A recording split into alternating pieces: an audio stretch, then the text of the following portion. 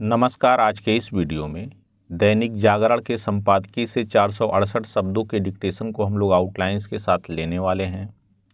अगर आपको इस डिक्टेशन के आउटलाइंस की ज़रूरत है तो आप हमारे शॉर्ट हैंड टीम ऐप को प्ले स्टोर से डाउनलोड कर सकते हैं, और अगर आपको इस डिक्टेशन के PDF की ज़रूरत है तो आप हमारे टेलीग्राम ग्रुप को ज्वाइन कर लें।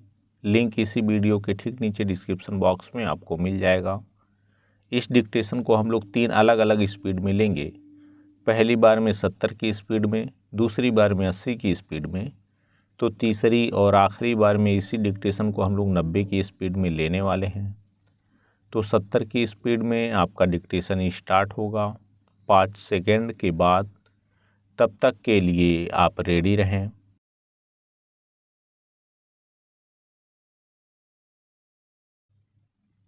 स्टार्ट। आयकर विभाग की ओर से 1823 करोड़ रुपए का नया नोटिस भेजे जाने से कांग्रेस का परेशान होना स्वाभाविक है। आयकर विभाग ने कांग्रेस को यह नोटिस वर्ष 2017-18 से लेकर 2020-21 के लिए भेजा है। इसमें जुर्माने के साथ ब्याज की राशि भी शामिल है। कांग्रेस को यह नोटिस एक ऐसे समय भेजा गया है जब दिल्ली उच्च न्यायालय ने उसकी वह याचिका खारिज कर दी जिसमें उसने वर्ष 2014 से 2017 के बीच करों के पुनर्मूल्यांकन की मांग की थी। साफ है कि कांग्रेस एक झटके से उबरी नहीं कि उसे दूसरा झटका लग गया।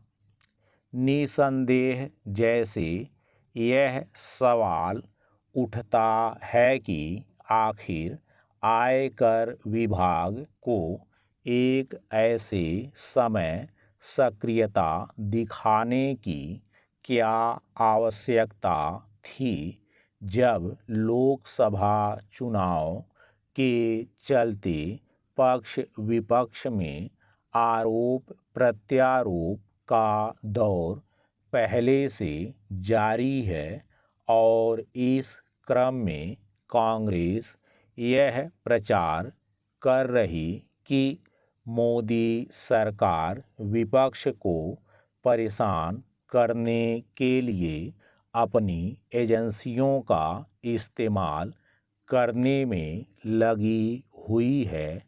वैसे ही यह प्रश्न भी खड़ा होता है कि कांग्रेस ने टैक्स संबंधी नियमों का समय रहते पालन करना आवश्यक क्यों नहीं समझा। कांग्रेस यह आरोप तो लगा रही है कि मोदी सरकार आयकर विभाग का इस्तेमाल कर और उसके खाते फ्रीज कर ठीक उस समय उसे आर्थिक रूप से पंगु कर रही है जब लोकसभा चुनाव हो रहे हैं, लेकिन उसके पास इसका कोई सीधा जवाब नहीं कि क्या आयकर विभाग ने टैक्स संबंधी जिन विसंगतियों का उल्लेख किया है वे निराधार हैं। पैरा।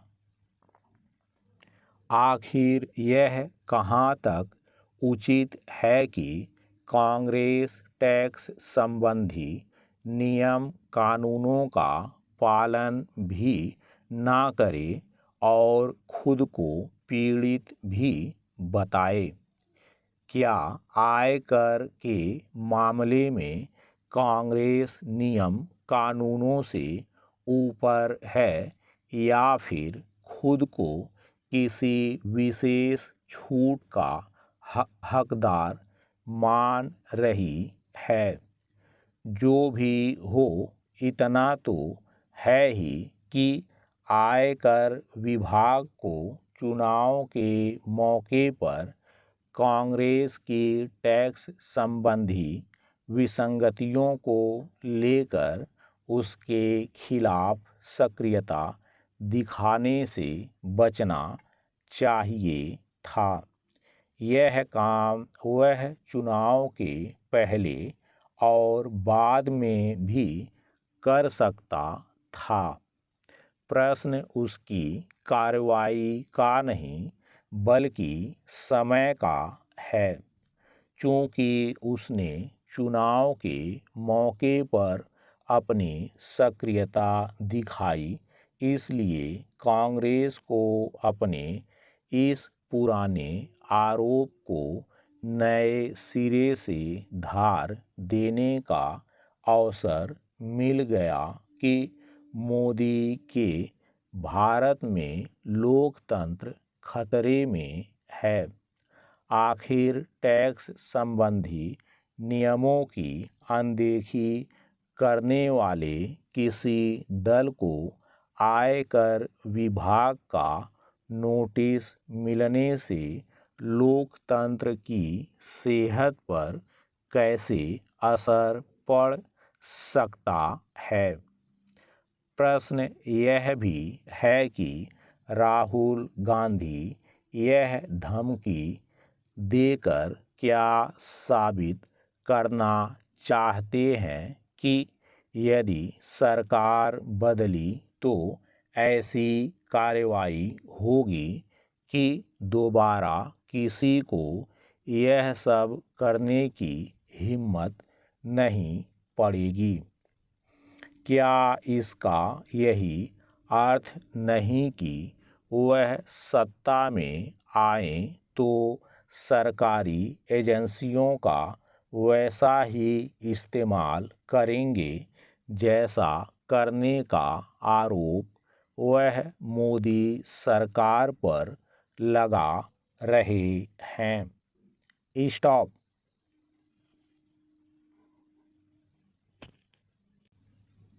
दोस्तों, इसी डिक्टेशन को दूसरी बार में हम लोग 80 की स्पीड में लेंगे और आपका समय स्टार्ट होगा 5 सेकंड के बाद। तब तक के लिए आप रेडी रहें।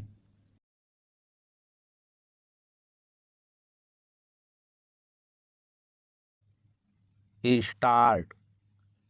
आयकर विभाग की ओर से 1823 करोड़ रुपए का नया नोटिस भेजे जाने से कांग्रेस का परेशान होना स्वाभाविक है।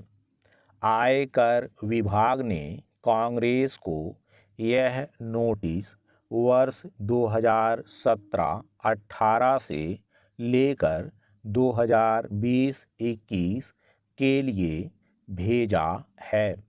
इसमें जुर्माने के साथ ब्याज की राशि भी शामिल है। कांग्रेस को यह नोटिस एक ऐसे समय भेजा गया है जब दिल्ली उच्च न्यायालय ने उसकी वह याचिका खारिज कर दी जिसमें उसने वर्ष 2014 से 2017 के बीच करों के पुनर्मूल्यांकन की मांग की थी। साफ है कि कांग्रेस एक झटके से उबरी नहीं कि उसे दूसरा झटका लग गया। निसंदेह जैसे यह सवाल उठता है कि आखिर आयकर विभाग को एक ऐसे समय सक्रियता दिखाने की क्या आवश्यकता थी जब लोकसभा चुनाव के चलते पक्ष विपक्ष में आरोप प्रत्यारोप का दौर पहले से जारी है और इस क्रम में कांग्रेस यह प्रचार कर रही कि मोदी सरकार विपक्ष को परेशान करने के लिए अपनी एजेंसियों का इस्तेमाल करने में लगी हुई है। वैसे ही यह प्रश्न भी खड़ा होता है कि कांग्रेस ने टैक्स संबंधी नियमों का समय रहते पालन करना आवश्यक क्यों नहीं समझा। कांग्रेस यह आरोप तो लगा रही है कि मोदी सरकार आयकर विभाग का इस्तेमाल कर और उसके खाते फ्रीज कर ठीक उस समय उसे आर्थिक रूप से पंगु कर रही है जब लोकसभा चुनाव हो रहे हैं, लेकिन उसके पास इसका कोई सीधा जवाब नहीं कि क्या आयकर विभाग ने टैक्स संबंधी जिन विसंगतियों का उल्लेख किया है वे निराधार हैं। पैरा, आखिर यह कहाँ तक उचित है कि कांग्रेस टैक्स संबंधी नियम कानूनों का पालन भी ना करे और खुद को पीड़ित भी बताए। क्या आयकर के मामले में कांग्रेस नियम कानूनों से ऊपर है या फिर खुद को किसी विशेष छूट का हकदार मान रही है? जो भी हो, इतना तो है ही कि आयकर विभाग को चुनाव के मौके पर कांग्रेस की टैक्स संबंधी विसंगतियों को लेकर उसके खिलाफ सक्रियता दिखाने से बचना चाहिए था। यह काम वह चुनाव के पहले और बाद में भी कर सकता था। प्रश्न उसकी कार्रवाई का नहीं बल्कि समय का है। चूँकि उसने चुनाव के मौके पर अपनी सक्रियता दिखाई, इसलिए कांग्रेस को अपने इस पुराने आरोप को नए सिरे से धार देने का अवसर मिल गया कि मोदी के भारत में लोकतंत्र खतरे में है। आखिर टैक्स संबंधी नियमों की अनदेखी करने वाले किसी दल को आयकर विभाग का नोटिस मिलने से लोकतंत्र की सेहत पर कैसे असर पड़ सकता है? प्रश्न यह भी है कि राहुल गांधी यह धमकी देकर क्या साबित करना चाहते हैं कि यदि सरकार बदली तो ऐसी कार्रवाई होगी कि दोबारा किसी को यह सब करने की हिम्मत नहीं पड़ेगी?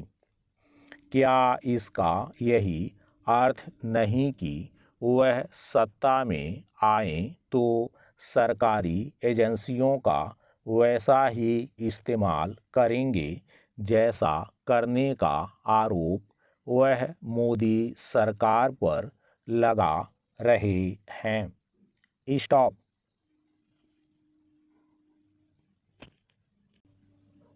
दोस्तों, इसी डिक्टेशन को तीसरी और आखिरी बार में हम लोग 90 की स्पीड में लेंगे और आपका समय स्टार्ट होगा 5 सेकेंड के बाद।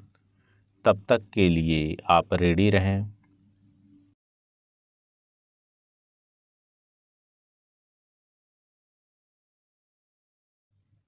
स्टार्ट। आयकर विभाग की ओर से 1823 करोड़ रुपए का नया नोटिस भेजे जाने से कांग्रेस का परेशान होना स्वाभाविक है। आयकर विभाग ने कांग्रेस को यह नोटिस वर्ष 2017-18 से लेकर 2020-21 के लिए भेजा है। इसमें जुर्माने के साथ ब्याज की राशि भी शामिल है। कांग्रेस को यह नोटिस एक ऐसे समय भेजा गया है जब दिल्ली उच्च न्यायालय ने उसकी वह याचिका खारिज कर दी जिसमें उसने वर्ष 2014 से 2017 के बीच करों के पुनर्मूल्यांकन की मांग की थी। साफ है कि कांग्रेस एक झटके से उबरी नहीं कि उसे दूसरा झटका लग गया।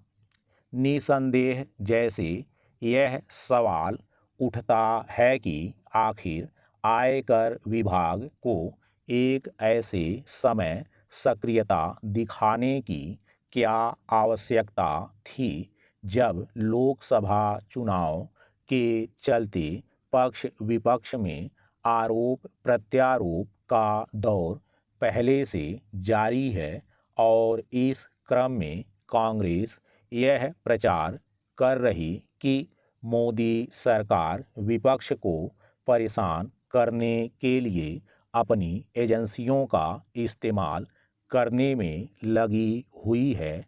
वैसे ही यह प्रश्न भी खड़ा होता है कि कांग्रेस ने टैक्स संबंधी नियमों का समय रहते पालन करना आवश्यक क्यों नहीं समझा।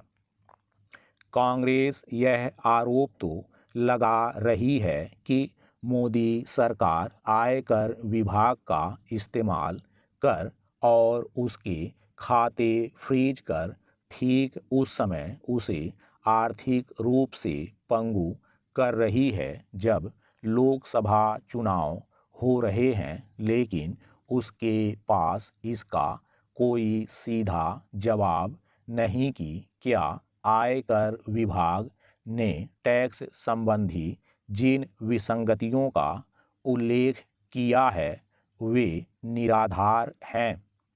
पैरा आखिर यह कहाँ तक उचित है कि कांग्रेस टैक्स संबंधी नियम कानूनों का पालन भी ना करे और खुद को पीड़ित भी बताए। क्या आयकर के मामले में कांग्रेस नियम कानूनों से ऊपर है या फिर खुद को किसी विशेष छूट का हकदार मान रही है? जो भी हो, इतना तो है ही कि आयकर विभाग को चुनाव के मौके पर कांग्रेस की टैक्स संबंधी विसंगतियों को लेकर उसके खिलाफ सक्रियता दिखाने से बचना चाहिए था। यह काम वह चुनाव के पहले और बाद में भी कर सकता था। प्रश्न उसकी कार्रवाई का नहीं बल्कि समय का है। चूँकि उसने चुनाव के मौके पर अपनी सक्रियता दिखाई, इसलिए कांग्रेस को अपने इस पुराने आरोप को नए सिरे से धार देने का अवसर मिल गया कि मोदी के भारत में लोकतंत्र खतरे में है। आखिर टैक्स संबंधी नियमों की अनदेखी करने वाले किसी दल को आयकर विभाग का नोटिस मिलने से लोकतंत्र की सेहत पर कैसे असर पड़ सकता है?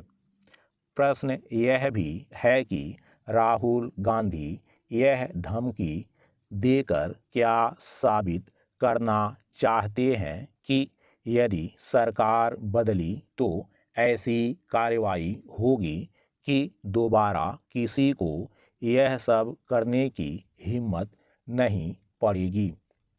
क्या इसका यही अर्थ नहीं कि वह सत्ता में आए तो सरकारी एजेंसियों का वैसा ही इस्तेमाल करेंगे जैसा करने का आरोप वह मोदी सरकार पर लगा रहे हैं।